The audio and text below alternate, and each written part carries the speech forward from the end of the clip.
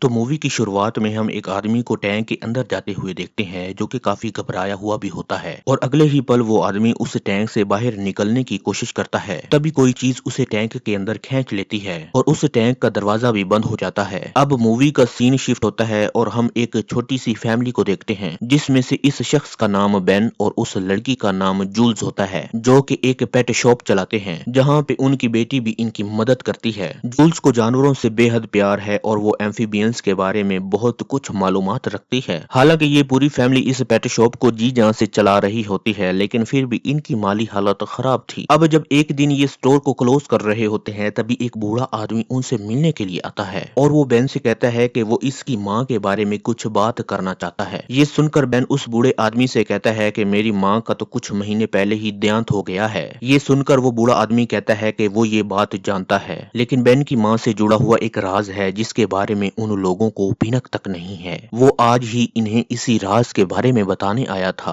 अब ये सुनकर दोनों ही हैरान हो जाते हैं और इस राज को जानने के लिए बेताब हो जाते हैं। तभी वो बूढ़ा आदमी एक फाइल खोलता है और बेन को बताता है कि उसके डैड ने ऑर्गन में एक कॉटेज खरीदा था जो कि आज भी वहां पर है। अब जब इसके पेरेंट्स इस दुनिया से चल बसे हैं तो आज से उस जमीन का हक सिर्फ बेन का है। तो ये बेन का ही फैसला होगा कि अब वो इस जमीन के साथ क्या करना चाहता है। अब अपनी माँ के बारे में ये राज जानकर थोड़ा सा मायूस तो हो जाता है। खैर वो ये सोचता है कि शायद उसकी माँ दिमागी तकलीफ की वजह से उसे इस जमीन के बारे में बताना भूल गई होगी। बातों ही बातों में वो बूढ़ा आदमी बेन को ये भी बताता है कि उसके डैड की मौत किसी हादसे में नहीं हुई थी बल्कि उसके डैड और उसकी बहन उसी कॉटेज में कहीं गुम हो गए थे और दोबारा कभी भी नहीं मिले। असल में ये बूढ़ा आदमी एक वकील होता है और वो बेन को अपना कार्ड दिखाकर ये बात साबित भी कर देता है। खैर अब उस बूढ़े वकील के घर के जाने के बाद तुरंत ही जूल्स और बेन ये फैसला करते हैं कि वो खुद ही घर जाकर देखेंगे कि आखिर ये कॉटेज है कहाँ पर और क्या ये जगह रहने लायक है भी या नहीं। खैर अब ये पूरी फैमिली इस कॉटेज की तलाश में निकल पड़ती है लेकिन अचानक इनके रास्ते में उन्हें एक गिरा हुआ पेड़ मिलता है जिसको सड़क से हटाना इन दोनों के बस की बात नहीं थी। खैर अब सब प्लान करते हैं कि गाड़ी यहीं पे पार्क करके आगे कॉटेज की तलाश में पैदल ही चला जाएगा। जब उन्हें कॉटेज मिलता है तो ये आसपास के माहौल को देखकर काफी खुश हो जाते हैं। बेन जब पास जाता है तो देखता है कि किसी ने एंट्रेंस को लकड़ी के दरवाजे से बंद कर रखा था। बेन उसको तोड़ता है और तीनों उस कॉटेज के अंदर घुस जाते हैं। इतना बड़ा घर देखकर तीनों हैरान और खुश हो जाते हैं लेकिन इन नादान लोगों को क्या पता था कि अभी इनके साथ क्या होने वाला है। अब घर के अंदर रखे हुए सामान को चेक करते वक्त इनको बेन की माँ की जवानी की तस्वीर मिल जाती है जिससे कि उस बूढ़े वकील की ये बात सच साबित हो जाती है कि ये उनके घर वालों की ही जमीन है। अब अपने नए घर का टूर करते हुए जूल्स जब पीछे के दरवाजे से बाहर निकलती है तब वो जो नजारा देखकर इतनी खुश हो जाती है कि वो बेन को भी वहां पर बुला लेती है। तब इनको एहसास होता है कि वो ओशन के कितने करीब हैं। ये जगह इस फैमिली के लिए एकदम परफेक्ट थी मौज मस्ती करने के लिए लेकिन कोई था जो कि नहीं चाहता था कि वो लोग वहां पर रहें। अब घर के टूर के दौरान ही इन लोगों को एक टैंक दिखाई देता है। जूल्स जब बेन से पूछती है कि आखिर ये क्या है तो बेन इसको बताता है कि पहले जमाने में लोग इस तरह के टैंक पानी को सेव करने के लिए बनाया करते थे और इन टैंक्स को बहुत गहरा बनाया जाता था। अब बेन उस टैंक के अंदर पानी चालू करने के लिए जाता है लेकिन तभी उसको पता चलता है कि ये टैंक कितना गहरा है। अब वो बाहर आकर कहता है कि इसको इस्तेमाल करने से पहले इसकी थोड़ी सी मरम्मत करना होगी। अब बेन अपनी गाड़ी से सामान लेकर आता है ताकि वो इस खूबसूरत सी जगह पे आराम से रह पाए। जूल्स जब घर की सफाई कर रही होती है तब उसे बेन की माँ और उसकी बहन की तस्वीरें मिलती हैं। साथ ही साथ उसे कुछ न्यूज़पेपर पीसीज भी मिलते हैं जिसके अंदर ये लिखा हुआ था कि बेन की बहन और उसके डैड की मौत पानी में डूबने की वजह से हुई थी। जो ये सब देखकर जूल्स काफी दंग रह जाती है। अब ये दोनों ही रात को जब उस न्यूज़पेपर और इस घर के बारे में बात कर रहे होते हैं तभी इन्हें घर के बाहर से कोई आवाज सुनाई देती है।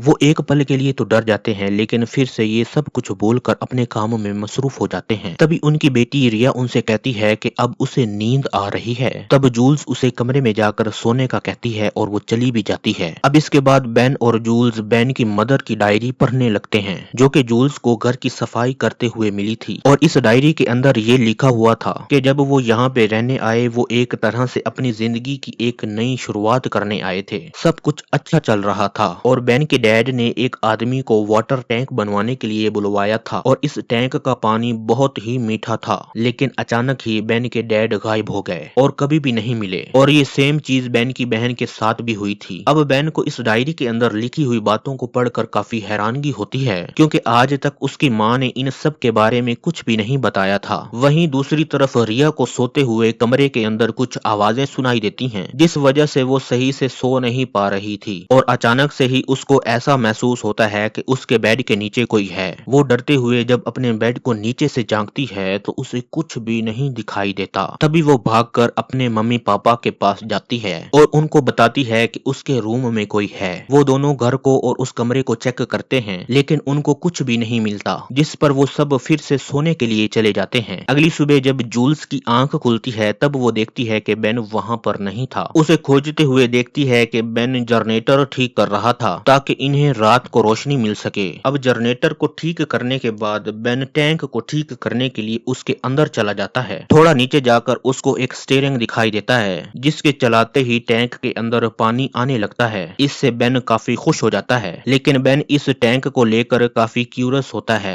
और इस टैंक के बारे में जानने के लिए वो इसकी गहराई तक जाना चाहता है। अब वो इस टैंक के बॉटम तक पहुंचता है तो उसको किसी अजीब से जानवर की लाश मिलती है, जिसे वो अपने साथ टैंक के बाहर लेकर आता है और जूल्स को दिखाता है। जैसा कि हम जानते हैं कि जूल्स को जानवरों के बारे में काफी जानकारी होती है। वो इस जानवर को देखकर बताती है कि ये एक किस्म का एम्फीबियन है जिसकी आंखें नहीं हैं और ये रात को जागता होगा। अब जूल्स इस जानवर को संभाल कर रख लेती है ताकि वो बाद में इसके ऊपर रिसर्च कर पाए। अब दूसरी तरफ हमें दिखाया जाता है कि रिया अपने डॉग के साथ खेल रही होती है, लेकिन उसका डॉग टैंक के पास जाकर रुक जाता है और उसमें देखकर भौंकने लग जाता है, मानो उसने उस टैंक के अंदर किसी को देख लिया हो। अब ये जानने के लिए रिया टैंक में झांकने लगती है, लेकिन तभी वो डर कर चीख मार देती है। उसकी चीख की आवाज सुनकर उसके पेरेंट्स घर के बाहर आते हैं। तभी ये उनको बताती है कि उसने टैंक के अंदर एक डरावना क्रीचर देखा है, लेकिन पेरेंट्स उसकी बात मानने से इनकार कर देते हैं। बेन उससे कहता है कि शायद वो कोई मछली होगी और बेन रिया को सलाह देता है कि वो इस टैंक से दूर ही रहे, क्योंकि यहाँ पर तरह तरह के जानवर हैं तो ऐसा कुछ भी हो सकता है। और ये बात बोलते हुए वो टैंक की लीड को भी बंद कर देता है। अब ये लोग बात ही कर रहे होते हैं तभी एक रियल एस्टेट प्रॉपर्टी एजेंट उनके घर में घुस आती है, जिसको उसी बूढ़े आदमी ने भेजा था ये पूछने के लिए कि उन दोनों ने इस जमीन के साथ क्या करना है, इसके बारे में कुछ डिसाइड किया कि नहीं। वो एजेंट इनको बताती है कि इस जमीन को बहुत सारे पैसों में खरीदने के लिए एक ऑर्गेनाइजेशन तैयार है और वो इन दोनों को बताती है कि बहुत सालों पहले यहाँ पे एक अर्थक्वेक आया था, जिसके बाद लोगों का ये मानना था कि ये जगह धरती पर लॉर्ड की बनी हुई एक नर्क है। जिसके बाद में वो कहती है कि क्या आपको यहाँ पर रहना है या फिर इस जमीन को बेचना है, लेकिन बेन और जूल्स को थोड़ा सा समय चाहिए था ये सब के बारे में सोचने के लिए। अब ये बात कर कर ये एजेंट जा ही रही होती है कि तभी उसे झाड़ियों के पीछे से कोई आवाज सुनाई देती है। वो झाड़ियों में देखने के लिए जाती है कि ये आवाज आखिर आ कहां से रही है, लेकिन तभी एक पैरानॉर्मल क्रीचर उसे पकड़ लेता है और उसे टुकड़ों में तकसीम करके मार देता है, जिससे वो जोरों से चिल्लाने भी लग जाता है, जिसकी आवाज सुनकर जूल्स उठ जाती है। अब वो उसी वक्त बेन को जगाती है कि उसने कोई आवाज सुनी है और कुछ गलत है।